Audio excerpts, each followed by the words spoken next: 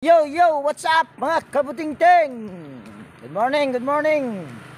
Maulang good morning sa ating lahat mga kabuting-ting at welcome back sa ating munting channel. Yan, dito tayo ngayon sa Barangay Gakat. At mayroong nag-message sa aking messenger. At magpapagawa daw ng washing machine dito sa Barangay Gakat. So continue ko na lang mamaya pag nahanap ko na yung pag home servicean ko mga kabuting-ting, para hindi masyadong humaba video natin. So ayan mga kabuting-ting, dito na tayo sa paggawa natin. At ito yung may-ari, si Kuya Punso. Siya yung nag-chat sa akin kagabi. At ito naman yung nagturo sa akin. Kaway-kaway mo na, Pugi. Kaway-kaway lang. Nako patay, ayaw niya magkaway-kaway mga kabuting-ting. So ito yung washing machine mga kabuting-ting. Yan sa likod ko, kung nakita nyo ay bukas na yung ano niya. Yan o, bukas na. Dahil sinubukan tignan ng may-ari. So bago ko ito umpisahan mga kabuting-ting ay disclaimer lang. Lahat po ng video na ina-upload ko sa aking YouTube channel ay based lang po sa aking experience at hindi ako dito nagmamagaling. At umuulan mga kabuting-ting, kaya umpisahan na natin at para tayo ay makahanap pa ng ibang customer dahil linggo bukas pahinga. So ayan, bali una lang natin gagawin nito ay maghanda lang tayo ng extension pa suyo boss. May pasaksak may. At kuha tayo ng Phillips screw, tsaka tester at tsaka side cutter lang, pwede na. Yan. Yan, dito tayo. At sabi ko nga, ito ay binuksan na ng may-ari dahil sinubukan niyang tignan kasi ito daw ay huminto pa at napakasariwang sariwa pa ang ano nito mga kabuting-ting, kanyang makina. Yan, kung nakikita nyo, halos wala pang kalawang. At ang brand nga pala nito mga kabuting-ting ay Camel. Yan, kung nakikita nyo, 6.2 kilograms. At pala nito ay WMST-K62. Yan, try lang natin pihitin yung timer. Nako, timer ang may problema pala nito boss. Timer, pero check natin yung motor, baka ito ay may problema din. So handa ko lang aking tester mga kabuting-ting. Timer lagi edit ko mukha na. Naka-timer nga to boss kasi ayaw tumunog. Wala siyang pitik-pitik. Pitik-pitik siya kasing-kasing mga kabuting-ting. Yan, handa ko lang aking tester. Nakasweldo na kanina mo YouTube channel boss. Mayroon na rin gamay, ginagmay na lagi boss, igor ay palit bugas. Yan, on lang natin tong tester natin at select natin ito sa sana all. Yan, sana all. Yung sana, ginagawa pa kaya all lang muna nandyan. So ito ay tanggalin lang natin. Tinignan mo lang pala talaga ito, boss. Huwag pa na bilhin ako? Di ba, ibig sabihin ba, tinignan mo lang ba? Oo. Sa ilalim, kasi naka ano pa yung tali eh. Yan, ito ay tester lang natin. Meron ko na ukab dito lang. Yan. Kitang-kita nyo. At ito yung extension. Pero ito ay may problema na talaga ang timer nito mga kabuting-ting dahil hindi na tumunog. Yan, hanapin lang natin yung ano. Tester lang natin itong una, ang power cord. Itong kulay asol. Ayun, mayroon tayong nare-reading. So, lipat natin ito sa kabila. Dito naman tayo sa kulay brown. Yan. Yan, mayroon din. So, okay yung power cord. So, dito naman tayo sa fuse. Yan, ito yung linya ng fuse. Ayan. Testerin lang natin kung ito ba ay okay din. Okay din ang fuse. Mayroon tayong nare-reading at mayroon siyang buzzer. Testerin naman natin ngayon yung makina niya. Yan, yung wash motor. Yan, itong kulay puti na may kasamang dalawang wire na kulay gray. 22.5. Dapat itong dilaw ay magiging ganun din. Yan, kung napansin nyo, hindi siya parehas, pero ayan ay good yan pag mga ganyan. So ang problema nito boss ay timer. So ngayon ay babalik lang natin itong mga wire, ayusin lang natin. Timer ang problema nito mga kabutingting. Sige, sige.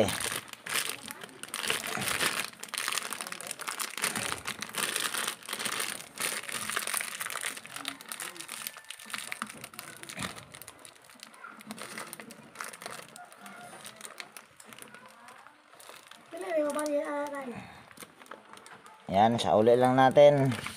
At igaganyan lang natin yan. At ito yung mga tornilyo.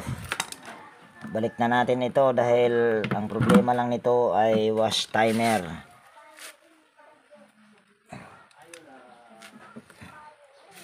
Yan, tornilyo lang natin.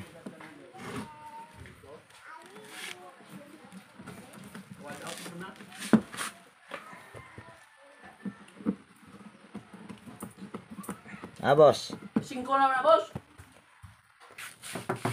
So ayan mga kabutingting, tatanggalin lang natin yung dalawang tornilyo. At masamang balita mga kabutingting dahil yung dala kong timer ay puro na lang Panasonic.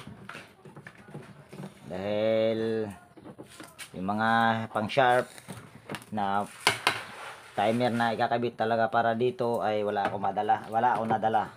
So ito naman ay walang problema at depende na lang sa pagpaliwanag sa may-ari.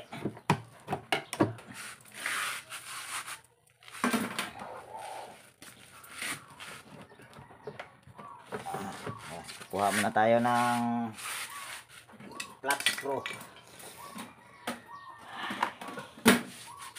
Yan, gumamit lang tayo ng flat screw at sungkitin natin. Diya mo Korea sa una. Doblihan ko sa una bay. Asa mo nabita? Tres, hindi ako nagtapos. Asa mo nabita? Tupad sa bahay nila ni Sir Raul, hindi ko. Sila Tomas? Mm. Tapad jud. Tupad yun. Kanang gi ko ano nila si kuan ni baro man tatay ni. Ito yung dinawa, dito kog Manila. So yan mga kabutingting, kung nakita nyo yung timer, ang dami siyang buhangin. Ayan o. Dami siyang buhangin sa sa loob. Kaya hindi makaikot yung timer. Ito naman ay hindi ako nagre-repair ng ganito kasi pagka bubuksan mo tong tatlong tornilyo, umiibkas yan. At hindi ko kabisado kung saan yan ibalik yung mga gear.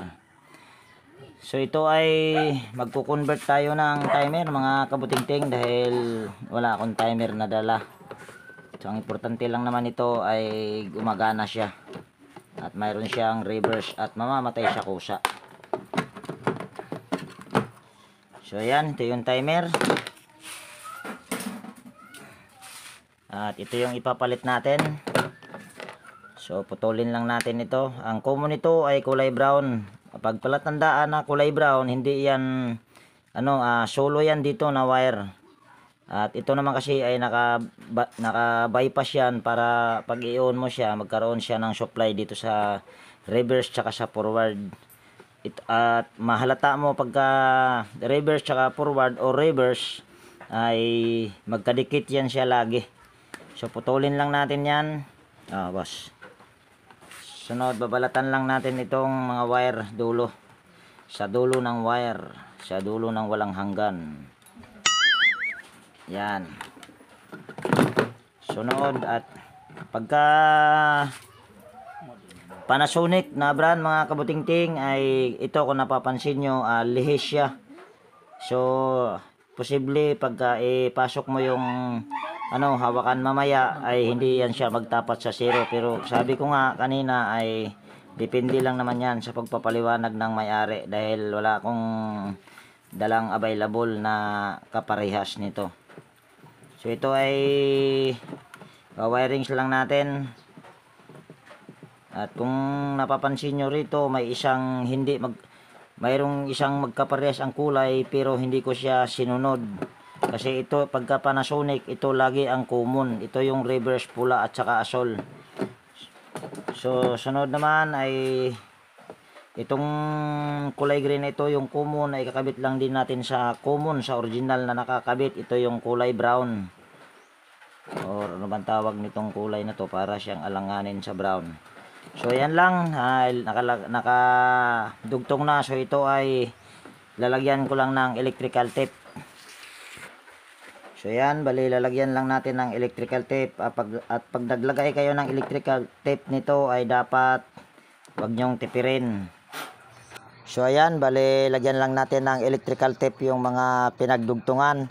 At mapapansin nyo mamaya pagkatapos ko lagyan ng electrical tape yan, ay hindi ko yan pag sama-samahin sa paglagay ng electrical tape. At sinasadya ko yan na hindi pagsama-samahin dahil iwas pag nabasa sa tubig, kasi yan ay pwede yan siyang magka ground or magka sunog pagka nabasa yan. Kaya hindi ko siya pinagsama-sama sa iisang electrical tape.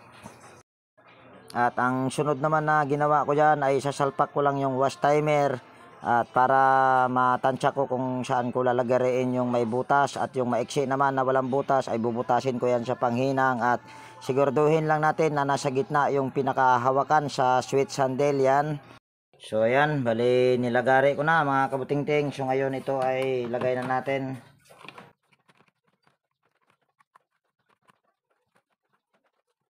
So ito dahil walang butas, so gagawin lang natin dyan ay magbubutas lang tayo dyan para malagyan natin ito ng tornilyo. Yan, gagamit lang tayo ng hinang. Yan, nabutas na at kukuha muna ako ng tornilyo. So yan, bali tornilyo lang natin. Sana umabot tong tornilyo na kinuha ko.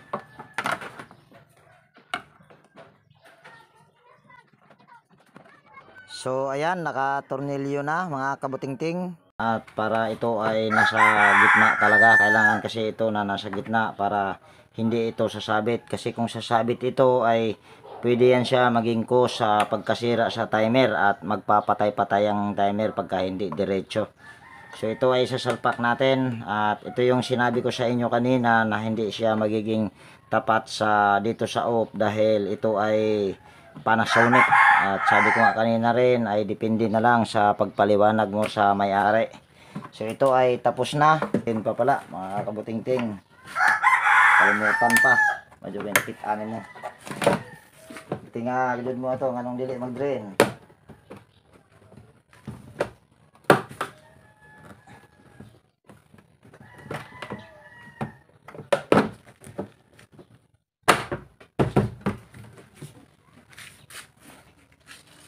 So ngayon ay lagyan na natin ito ng tornilyo.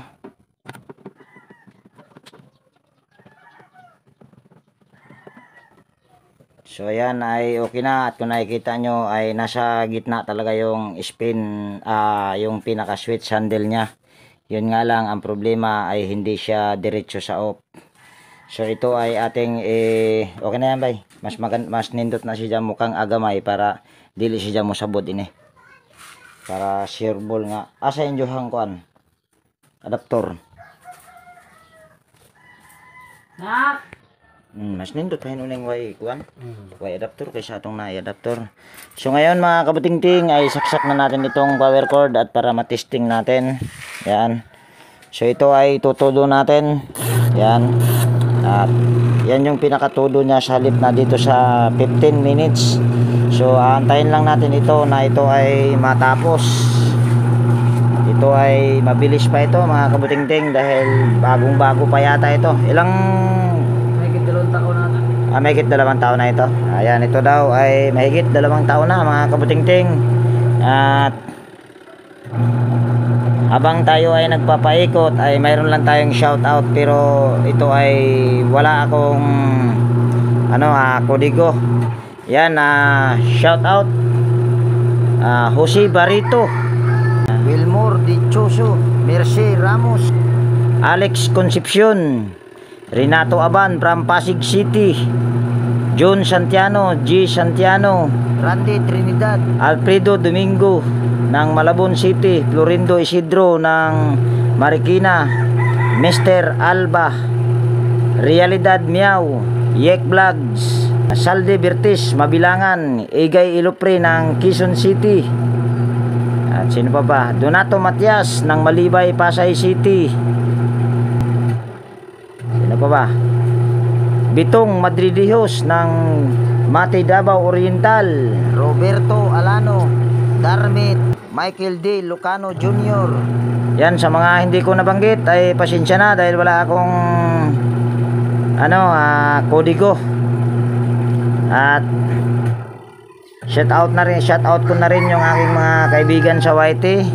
Yan, Horseshoe TV, Bullet Train Channel, Podi Expert, Alio TV, Brother Joe Music, Kois Repair and Tutorial, Edwin Sagainomix Vlogs, Andy Rabino TV Tech, Andy Tech. Yan, shout out sa inyo mga master. At sino pa ba? Maskarang Vlogger Kuno, Manoy Nilo Vlogs, Dinlins TV's Vlog, Ate Mers, Pilam Country Living, Josh Villalon, Jimenez Eva and Vlog, TLA Tech Chair, Maying Tech PH Official, Bro Gabriel Jimmy, Jeros Flores Mix TV Vlog, Manong Lakay Channel. Yan, sa mga hindi ko na shoutout, pasensya na po dahil wala akong kodigo. So antayin ko lang muna ito mga kabutingting na ito ay kusa mamatay at ipopost ko muna ito kasi kung ito ay bibidyohan ko hanggang matapos ay tatagal lang, hahaba itong video natin. So i-post ko muna ito. So ayan mga kabutingting, bali ito ay malapit nang matapos at wala naman siyang nagiging aberya, dire-diretso. So siguro ay dito ko na tapusin ang video natin sa araw na ito mga kabutingting. At kung nagustuhan mo itong video na ito at mayroon kang natutunan, pwede bang pa-like at pa-share. At kung bago ka na napadpad dito sa aking munting channel, pwede bang hilingin ko yung pag-subscribe mo at pakipindot naman yung notification bell dyan at i-all mo para ma-notify ka pag mayroon akong mga bagong i-upload na video. So yan, laging nag-iwan sa inyo ng ingat tayo palagi at God bless po sa ating lahat mga kabutingting. Yan, tapos na mga kabutingting at salamat din pala dito kay Kuya Punso no. So yan, salamat. Bye bye na mga kabutingting.